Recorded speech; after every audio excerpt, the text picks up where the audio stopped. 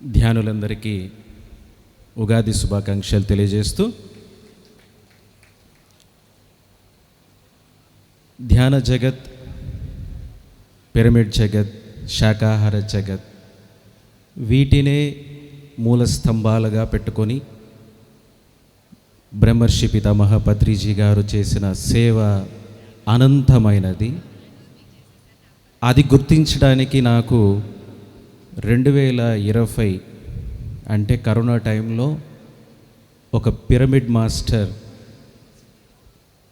పిలిపించి, ఇలా ధ్యానం చేయండి సార్, మీకు కోవిడ్ అనేది కూడా దగ్గరికి దరి చేరదు అని చెప్పడం, అక్కడ నేను నా ప్రస్తావన స్టార్ట్ అయింది ధ్యానంలో. అక్కడి నుంచి మొదలు పెడితే నా అనుభవాల్లో చాలా ఉన్నాయి. వాటిల్లో మహావతార్ బాబాజీ గారిని దర్శించటం, అలాగే శ్రీ వశిష్ఠ గౌతమి పిరమిడ్ పేరులో ఉన్న వశిష్ఠ మహర్షి గారిని దర్శించటం, ఇది సామాన్యంగా అయితే కుదరదు. కేవలం ఒక ధ్యానంలోనే కుదురుతుంది, ఆ మార్గంలోనే కుదురుతుంది అనేది బలంగా ఇక్కడ ఉంది, అంటే నా సోల్లో ఉంది. దీన్ని అందరికీ తీసుకెళ్ళాలి అనే ఉద్దేశంతో ఆ వశిష్ఠ గౌతమి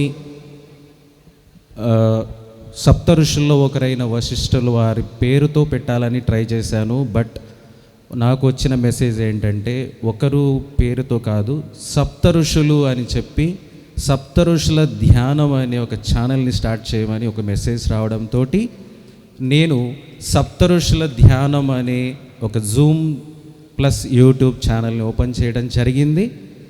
అందులో ఎంతోమంది పిఎస్ఎస్ఎం నుంచి మాస్టర్స్ వచ్చి వారి ధ్యాన అనుభవాల్ని, జ్ఞానాన్ని పంచడం జరుగుతుంది.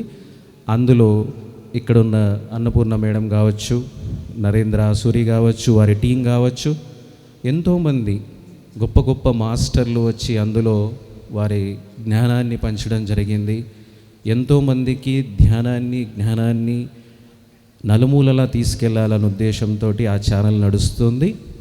ఇందుకు నేను ప్రత్యేకంగా వాసిరెడ్డి మేడం గారికి కూడా థ్యాంక్స్ చెప్పుకుంటున్నాను ఈ సందర్భంగా. వారు నా వెనకుండి కాదు, ముందుండి చెప్పాలంటే దాన్ని ఎంతో చక్కగా నిర్వర్తిస్తున్నారు. ఈ వశిష్ఠ గౌతమి ఈ శక్తి క్షేత్రాన్ని చూడాలని నేను అదే పనిగా కడప నుంచి రావడం జరిగింది. నన్ను ఈ స్టేజ్ మీదకి పిలిపించి మాట్లాడమన్నారు. నాకు ఈ అవకాశం ఇచ్చిన వశిష్ఠ గౌతమి పిరమిడ్ ఆధ్వర్యంలో జరుగుతున్న అందరు పిరమిడ్ మాస్టర్లకి థ్యాంక్ యూ. అట్లే సప్త ఋషులకు కూడా థ్యాంక్ యూ.